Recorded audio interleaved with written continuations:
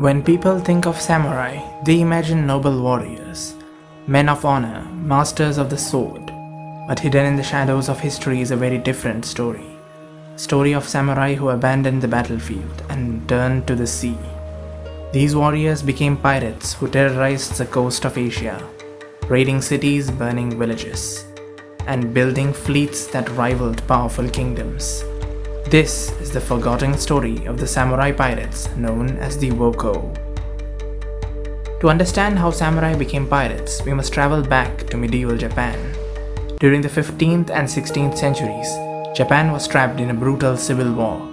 This period is known as the Sengoku period, or the Age of Warring States. Powerful warlords called daimyo fought endlessly for the control of the country. Samurai armies clashed across the land, but war had consequences. Many samurai lost their masters in battle. Others were defeated when their clans collapsed. These masterless warriors were called ronin. Without land, without income, and without loyalty to any lord, some of these ronin chose a dangerous new life. They turned to piracy. Along the coastlines of Japan and China, pirate groups began to appear. These pirates were known as the Woko, meaning Japanese pirates. But they were not simple bandits. Many of them were trained samurai. They understood warfare, they knew strategy, and they were deadly with swords. Their ships attacked coastal villages across East Asia. They raided ports in China and Korea, and sometimes entire towns were burned to the ground. At their peak, the Woko controlled fleets of hundreds of ships. They became one of the greatest threats in the seas of East Asia. For the people living along the Chinese and Korean coasts, the Woko pirates were terrifying. These pirates would suddenly appear on the horizon, dozens of ships approaching quickly. Within hours, the raiders would land on shore. They attacked villages with brutal speed, looting food, stealing treasure, and sometimes taking captives. Many coastal communities lived in constant fear of these pirate raids. The Ming Dynasty government struggled to stop them.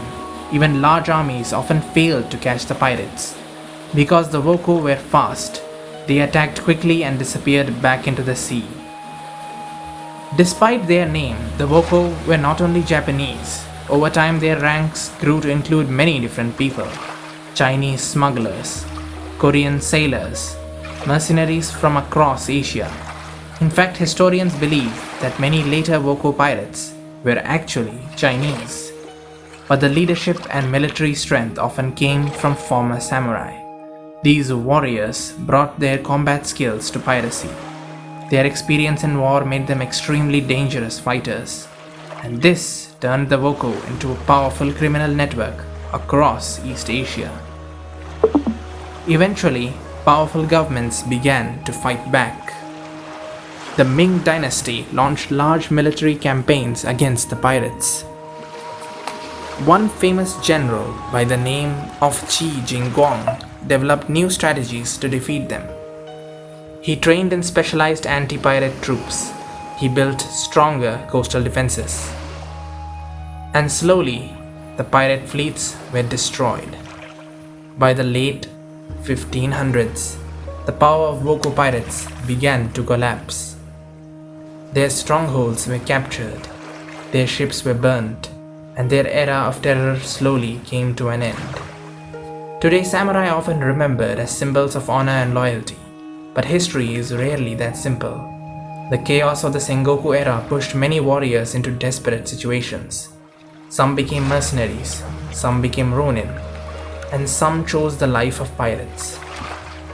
The story of Woko reminds us that even legendary samurai had a darker side, a side shaped by war, survival, and ambition. In the popular imagination, samurai were noble warriors bound by honor, but in reality, some of them ruled the seas as ruthless pirates. Their raids once terrified entire coastlines across Asia, and although their ships were long gone, the legend of the samurai pirates still survives in history. For more such videos related to historical mysteries and unsolved charismas, subscribe to the Concealed Archive.